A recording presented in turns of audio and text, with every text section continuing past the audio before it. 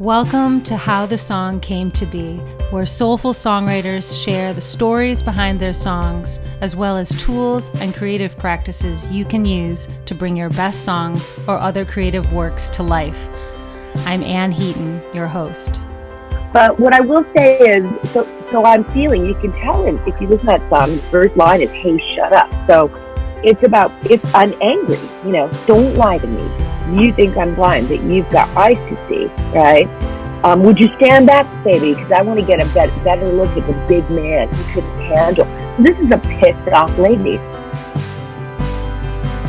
Welcome, songwriters. I'm Anneheaton, your host and founder of Soul Song School. I'm here with a very special guest, Bonnie Hayes. Bonnie Hayes is a singer-songwriter. Very special.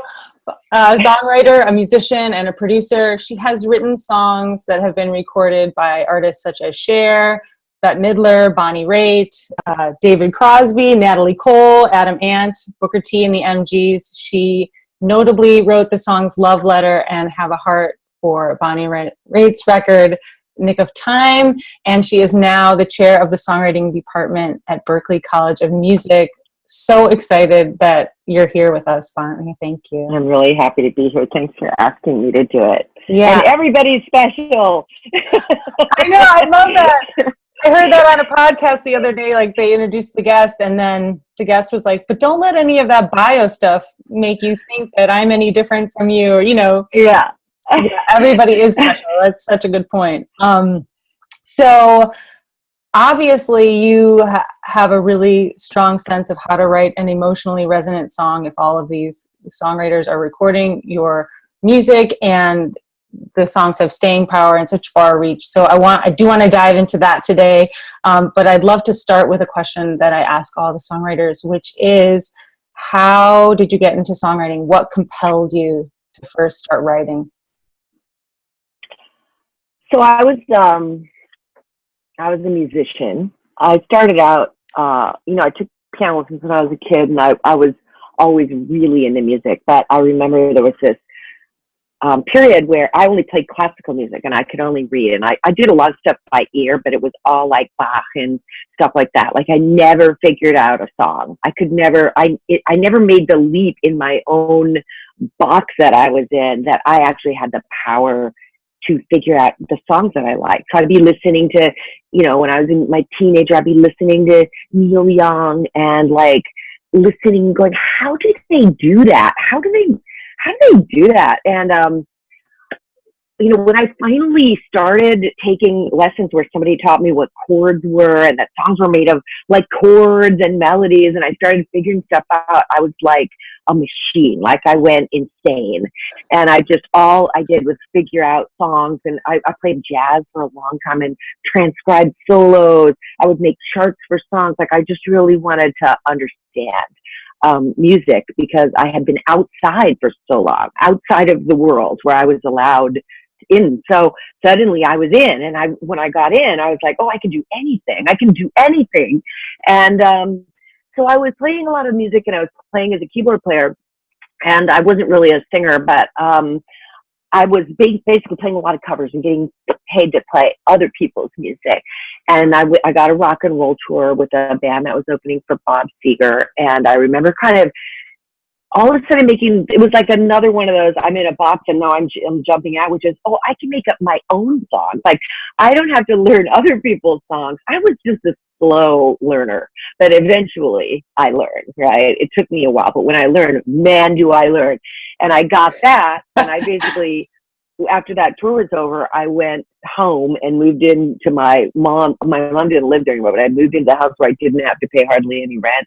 And I basically spent like 2 years all I did was write songs.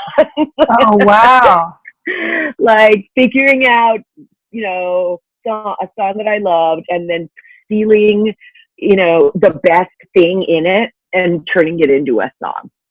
And doing that over and over and over and over and over, taking the form or taking the rhythm, and not taking enough that people will go, oh, you stole that, but just taking like the rhythm, the melodic rhythm, or the topic, but not the title, or whatever, I was just I would take songs apart and kind of go, what's the best thing? What's the thing that makes me love this song? And then steal that thing and put it in my own song. Oh, So, I love that. I want to highlight that. So you basically, what you're saying is you would listen to songs you loved and you'd pull out the thing that you loved the most, that you feel like one the greatest thing about it.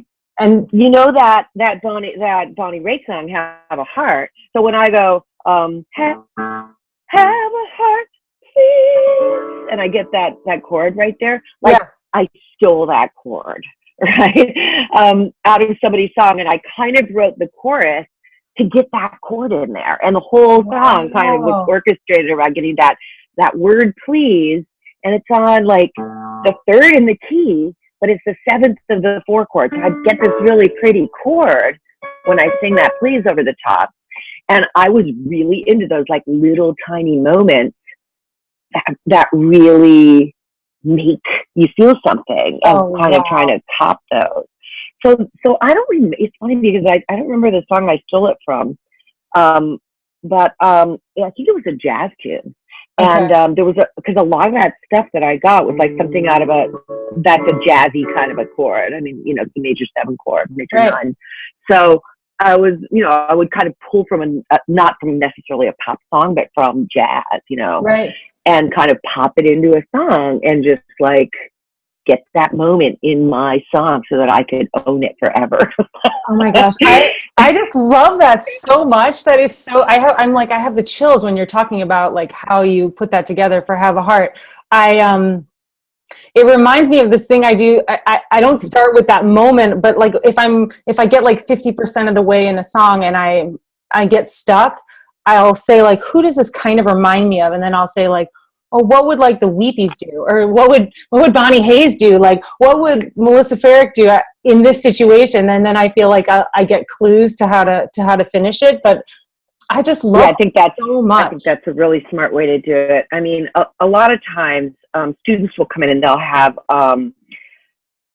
kind of a model that made them start the song. And there's that too, where you just go, you're just listening to a vibe and you're in a, you know, like the Lana Del Rey song, and you're in this vibe of this Lana Del Rey song. And then you write a song that's sort of off that vibe, but it's not really like there's nothing specific that you took. Maybe it's the same kind of tonality, like the major, minor, mixolydian or bluesy, or maybe it's the same form, or maybe it's the same melodic rhythm.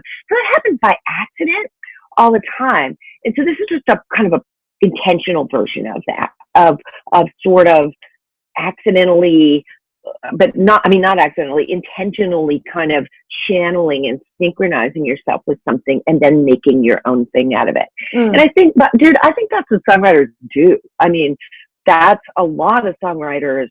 I mean, it's funny because I was reading this Loudon Wainwright, the third book, and he's talking about, I wouldn't listen to anybody else when I was writing. And a lot of songwriters say that they don't listen to other people. But if I'm looking for inspiration, I'll go on a listening binge, you know. If I'm already inspired, then I stay away, you know, from other people's music. But I think that listening binges for me, like I'll get on an artist and I'll just freak out, you know, over them.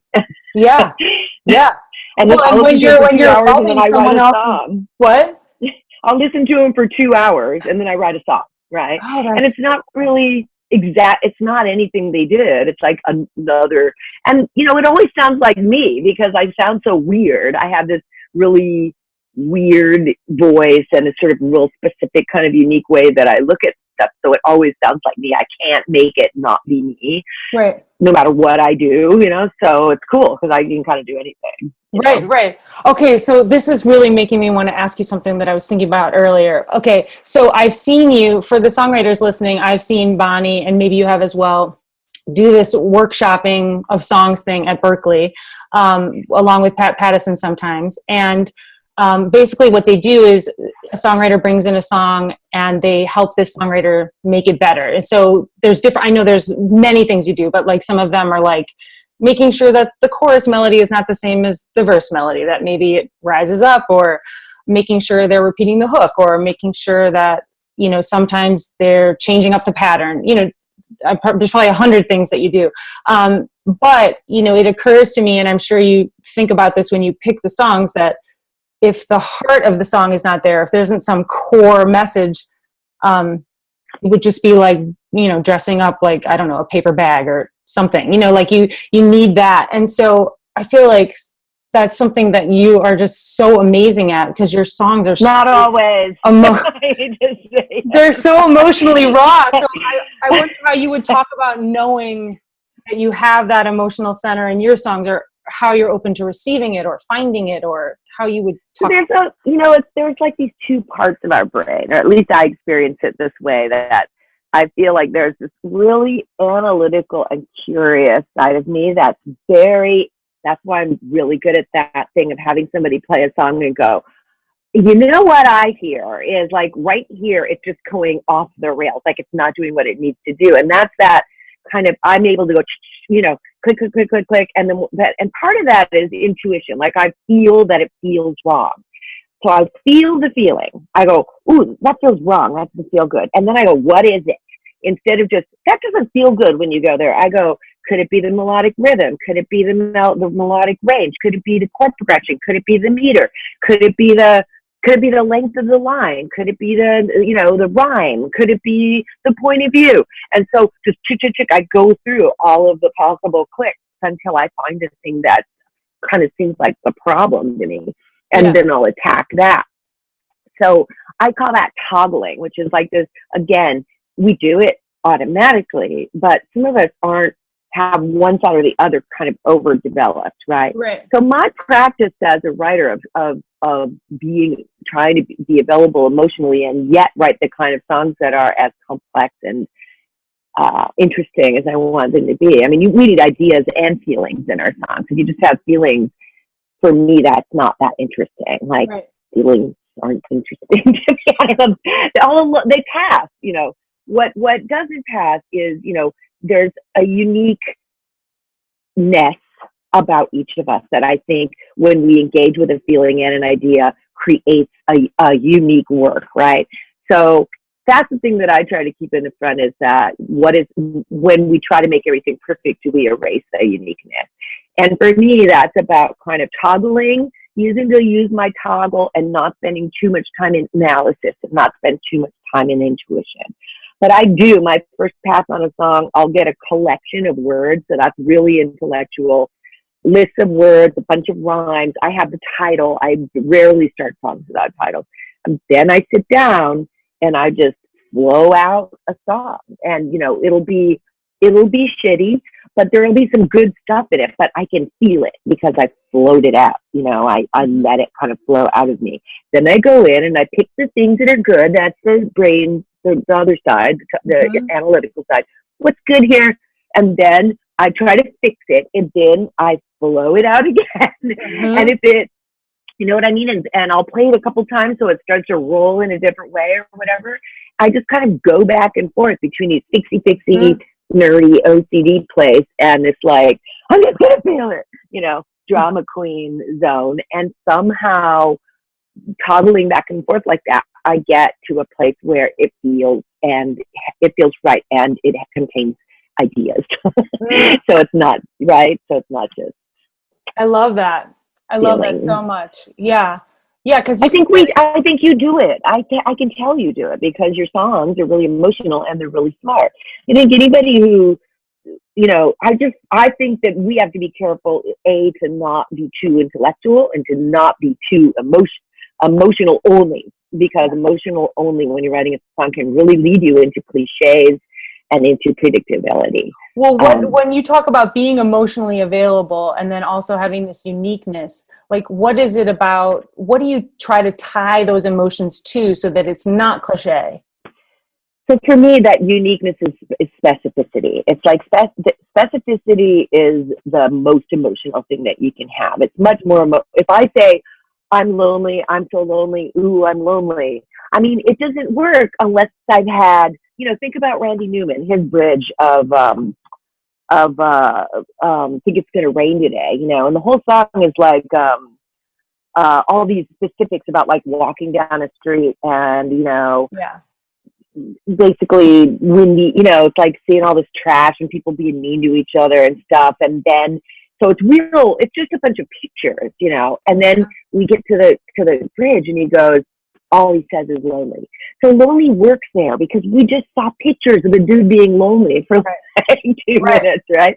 Right. So lonely doesn't work unless you get the picture of what lonely looks like for me, right? Yeah, what does lonely look like for me? So that's the uniqueness. That's where we put our uniqueness together. And we evoke emotions in other people by being specific. Yeah, totally. Yeah, that's it right there. We evoke emotions in other people by being specific. That is such a succinct way to put that. And yeah, we want to let people experience. I know that I run into this at Berklee, like teaching, you're like, you want to let the listener experience, like live in the scene, don't just like tell them how. People don't want to be told how to feel. So, and I love the thing you're saying about going back with the brain, and you're right. Like I do that. But where I notice I get into trouble is like, so I'll think that the song is like 80% done. And so I'm just in editing mode. And then finally I'll be like, this third verse is wrong.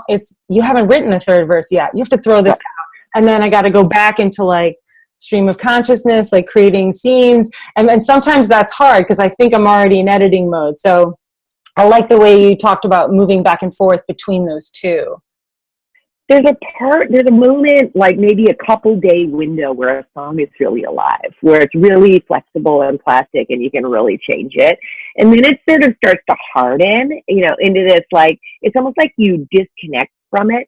And the whole thing is, so I used to work on songs for like weeks, and now I basically, I'll cogitate an idea for a couple weeks because I don't want to go into that flow mode with a half-baked idea that I didn't think through, So if I have a title, and I remember I had this student once, it was like, I don't know, it had to be like 25 years ago, and he was in a ongoing class I had, and he would do this thing. He'd come in every week with a banging song. He would write a new song that was insane, and it would have a great demo, and it would be freaking amazing. And I'd go, what are you doing that's helping you to write this consistently? And he goes, here's what I do. The day after the class, I start thinking about what I'm going to write about, and I start looking for a title, and then I work on the concept for 4 days. Make sure that I have the concept ironed out, right? So there aren't 5 ideas in the concept. So there's only one idea. There's one thing I'm saying, and I know what it is, and that's my North Star, and everything is aiming at that.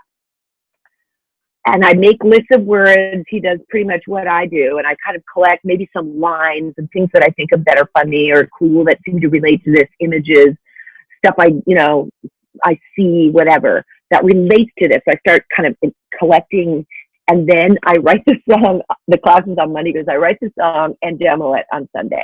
And the truth of the matter is that we can do that. If you have your skills together as a songwriter, the part that's hard is the part where you hone out the idea out of all this other random shit that you're feeling and thinking all the time, and going, here's what this song is about. This essence of this song is this guy is alone and he's lonely and the world seems cold and ugly. And that's it. That's all we can say.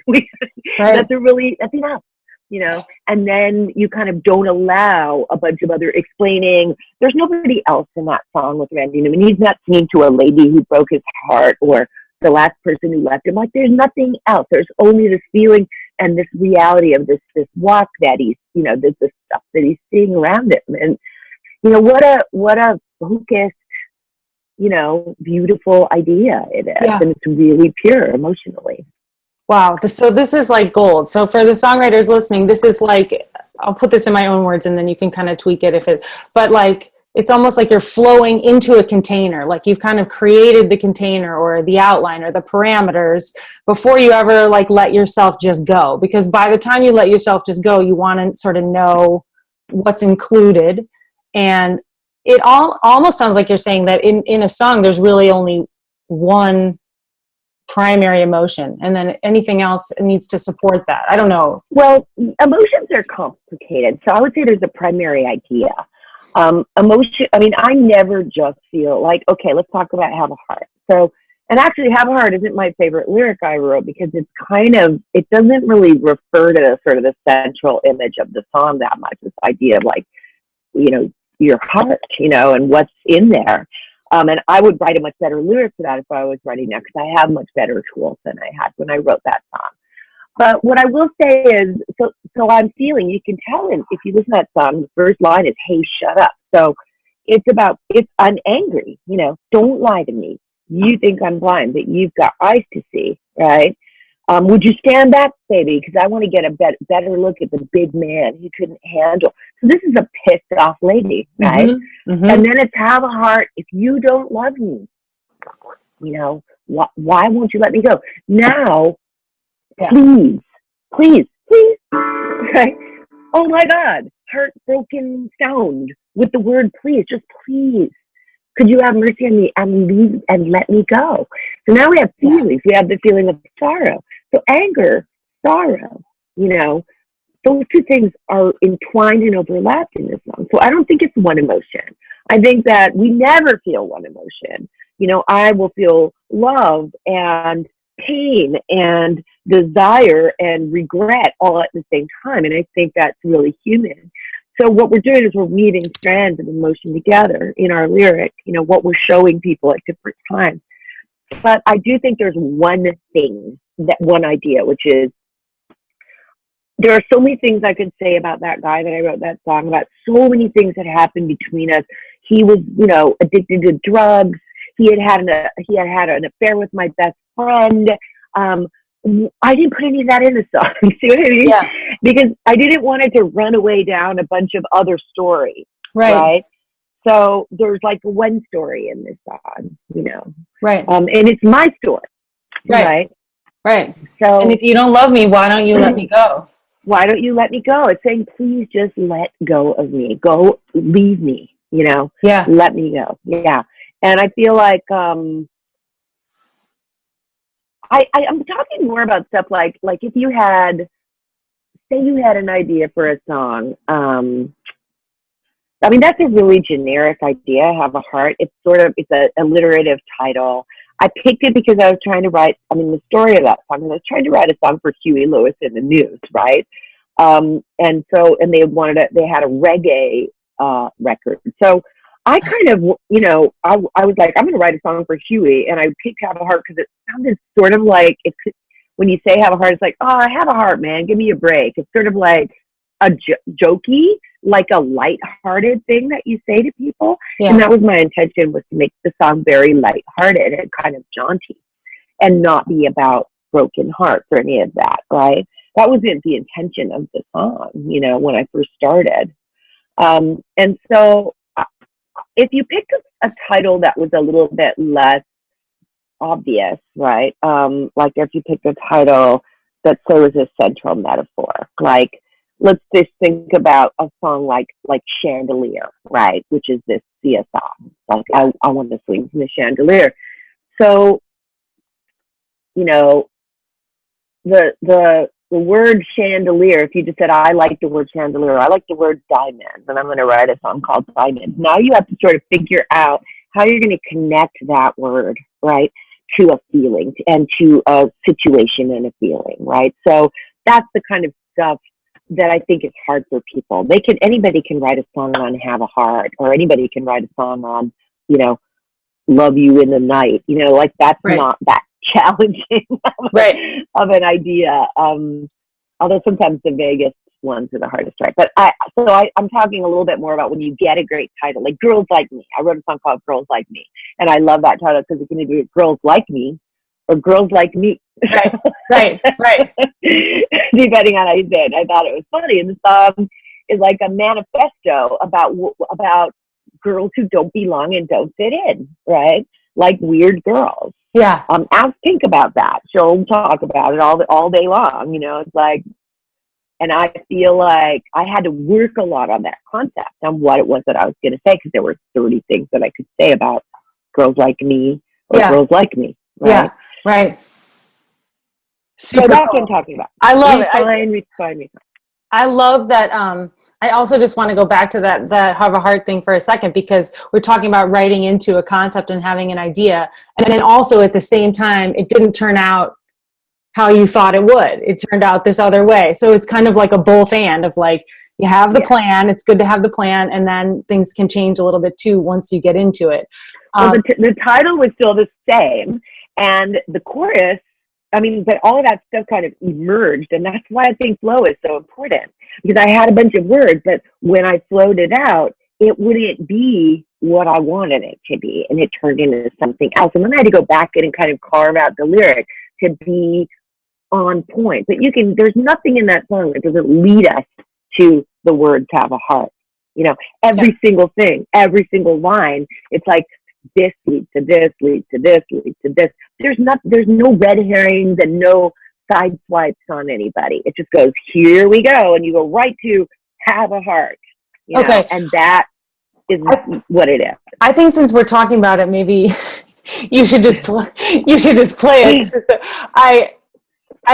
can talk. It's an interesting, because you brought it up, you know. So I'm not doing this with anyone else, but I had this memory this summer, so I feel like I just have to tell this story because it might be inspiring. But I did not remember this, but at our Berklee faculty concert this summer, I remembered it. And so basically, when I was a senior in high school, this song, Have a Heart, was the very first song, because I was like, I didn't know I was a classically trained pianist, and then I would like sing in my car to like the Stones, but I didn't like play piano and sing at the same time. Like, I never thought about writing a song. This song was the song that like sort of, I went like, oh, like I really want to see if I could play piano and sing at the same time. So awesome. 3 days before this talent show at my high school, I was like trying to learn how to play piano and sing at the same time. So I was like, I'm going to do it. And then at the night of the show, I backed out because I realized I only knew how to look down and sing and play, and I didn't know about couldn't get on the microphone, you know. But what was crazy about that, and I was so like moved by that song and psyched about it, just like lit something in me. And then it wasn't until our faculty concert this summer, I think I played a song about like the political landscape or finding joy in your heart or something. And you said like you cried or like you said that was a good song. I don't know if you even remember that. And also that memory. And I was like, oh my God, like this person who inspired me, like, and kind of like started this in me, just liked my song. I was like, I'm die right now. So then Melissa Farrick, who also teaches at Berklee, she's like, you should tell her. And I'm like, okay, I will. Anyway, so I'm telling her.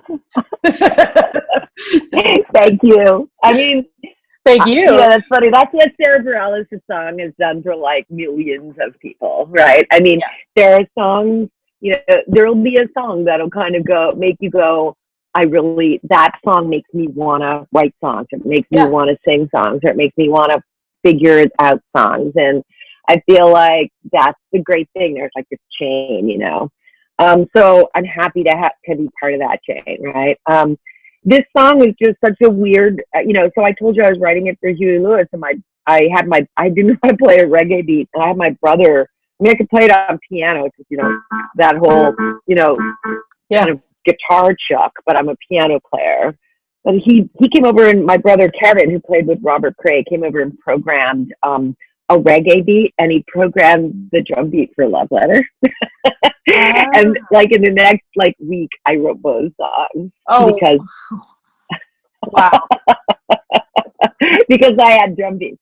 So I guess that what I would say to people is like one of the things I've learned over all this time, you know, after the sort of first flush of writing songs and having it always be this moment where you sit down alone at the piano or you pick up your guitar and you're having your feels and you just pour it out and it feels so good. It's like, and that's this inspiration flow thing, that it stopped really being that easy, or the songs that you write that way always start the same. And one of the things I learned when I started making money from writing songs is, you know, you kind of have to just keep writing them.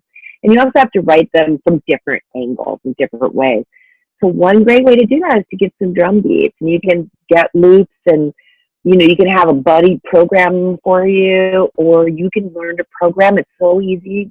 GarageBand, it's millions of loops. It's on your Mac.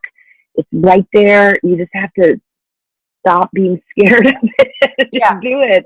Yeah. And sit down and put your hands on the piano and make some shit up, you know, and then, you know, record it. Right.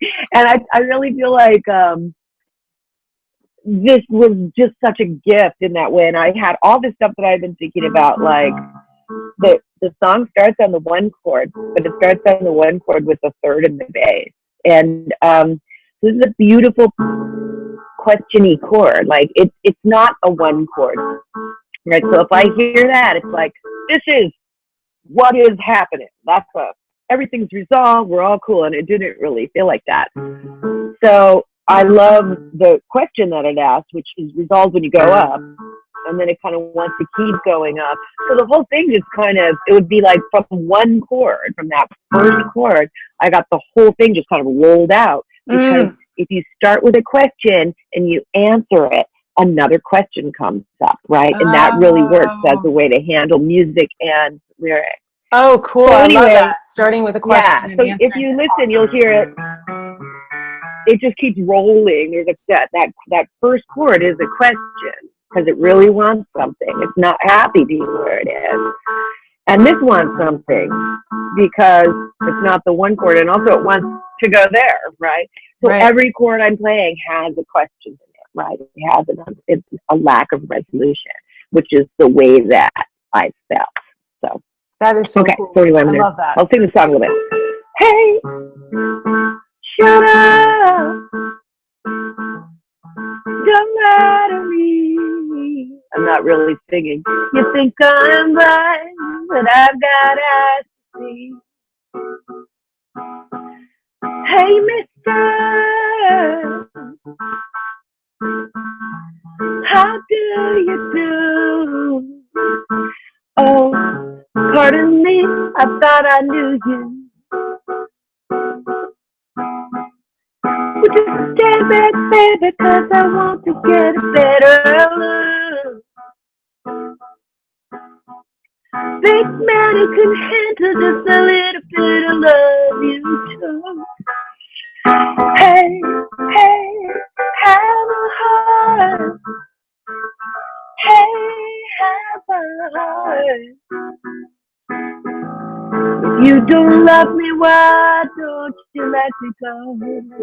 Hey, hey, have a heart, please, don't you have a heart? A little by little you say, while I fall apart. Hey, hey, etc. Oh my gosh! Oh gosh! This is an amazing moment. Oh my goodness! I'm like in my car with my cassette tape that I bought at the Coconut record store and heard that song for the first time, and now you're playing it. It's just, that song was such a fight for me. I mean, all the music came out and the chorus came out without the "If you don't love me, let me go," which is "have a heart," you know, "Hey, have a heart," and then nothing, have a heart, please. And so that's all you see here. It sounds really major. You know, it's just like major, major, major. And then I put all that "If you don't love me, let me go" in after I wrote the rest of the song. It's like the boo-hoo stuff. Oh, okay. The boo-hoo stuff. Okay. Yeah, and there's a lot of space. Yeah. And then there's space. You don't say anything. And so I haven't analyzed the song, and now, of course, I'm going to. But no, that's all right. talking about having you just did it for me. Perfect. I think now I could probably sing it and play at the same time. Finally, I think you could too. I'm pretty sure I know. I'm pretty sure I could. But having the third in the bass, or having leading tones in the bass, and then when you get to the chorus, you have the one in the bass, right? Right. Okay. Clarify that. Right. And that whole top. This is the other thing. Hey man, if you songwriters out there, if you don't play the piano and you don't want to learn all your chords on piano, like you don't want to learn all that because it takes a long time where you can go, you know, I mean, that's hard to learn how to do really well. But what you can do is you can play the 1 and the 5, and you can play almost any. Even that one's really pretty. You can go out of the key.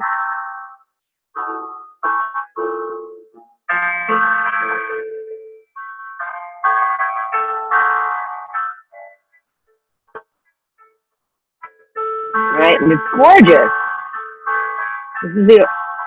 That was a little funky. So it's because it's fading out, in and out a little tiny bit right now. Can you just tell us what you're doing?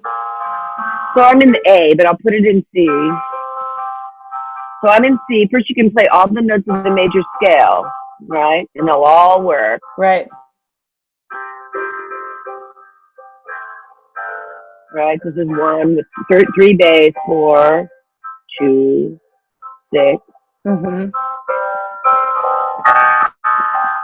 Even that one works, but you just have to resolve it. It's a question. Mm-hmm. You can also go out of the key. I'm on B flat. Mm-hmm. I'm on A flat. Right. Beautiful, right? B flat. Mm-hmm. E flat. A. C. So I'm just playing 1 5 1 5 1 on the top. Mm-hmm. On the bottom, I was playing fifth, but you literally can just play single notes. And I've had students who didn't play piano write like 7 songs with that. This is the other thing, is that we make things harder than they need to be. All humans do that, and I think yes, it's partly what I think you said it too. You know, you're in a box of what you think you can do, and suddenly it occurs to you that you don't have to do that. You actually don't have to know chords to play the piano. Just saying. Yeah. Well, and like you were talking about earlier, like writing to a drum beat, like, and I feel like the best melodies I've ever written, I wrote walking or on my bike. You know what I mean? They weren't like, because I knew, so someone can always help you find the chords later, you know? But just don't be scared. Like, the piano freaks people out. Like, don't be scared to just put your hands on the stupid thing. Yeah. And find pretty sounds. Sounds, it's pretty easy. They're laying there, you know? So, I mean, I guess just this idea, you know, to have art represent so many like little piano lessons for one thing, but also just that idea of not being scared of what's inside of you, what happens, like not being afraid to make mistakes, not being afraid to write a bad song or a weird song, you know. Mm-hmm. I think it's so important to being a songwriter. Mm-hmm. And I think that's what stops us, you know. Cool. Well, there's so much wisdom here. I feel like I could be constantly recapping. So I just want to ask you one more thing before I usually ask, you know, what's your parting advice for songwriters? I feel like you've already given so much advice. Is there anything that we were talking about right before we got on the call? I was asking you kind of what's most alive for you now in your creativity and songwriting. And you talked about you've been teaching a lot this summer and what was coming up. Is there anything about that you'd like to share before we wrap up?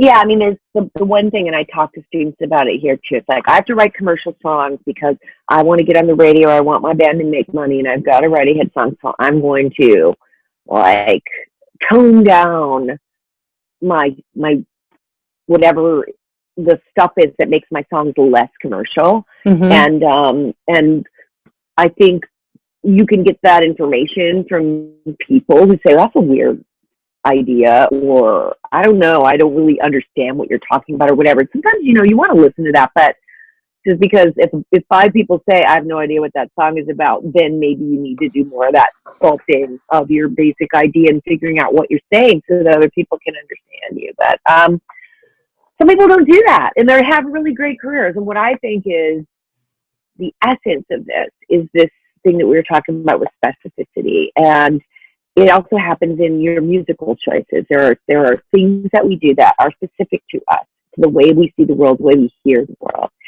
And the thing that you think is your weakness, your limited voice, or your inability to play the piano, or, you know, being heavy, or whatever your story is about what your limitation is actually, if you play it, it's your strength. It's the thing that identifies you, and it's a gift, right?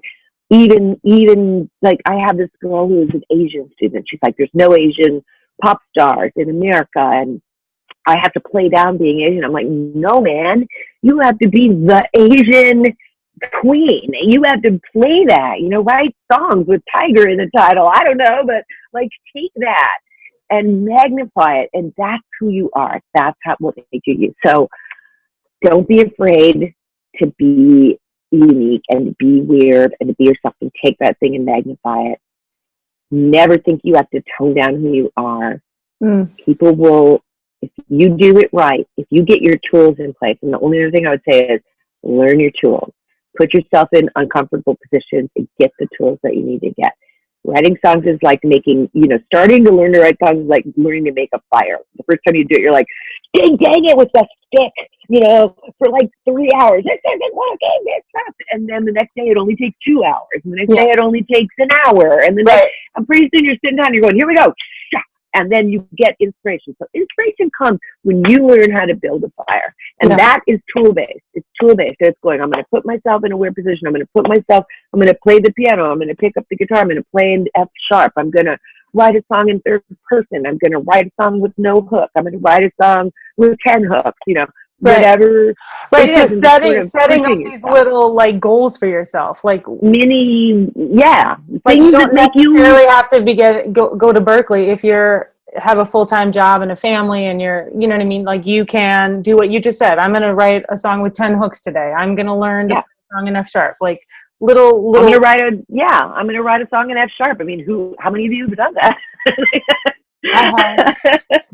I have too. Love it. I had piano player. It was like me going, I'm going to beat you, F sharp. Yeah. And then I love that. Don't be afraid of who you are and like magnify what's unique about you and embrace that and bring it up and out. Yeah. Write songs about it. Write songs about if you come from poverty, write songs about that. If you come from wealth, write songs about that. Write songs about being a girl, write songs about being trans, write songs about being gay, write songs about being, out in the special ed bus, whatever it is, right?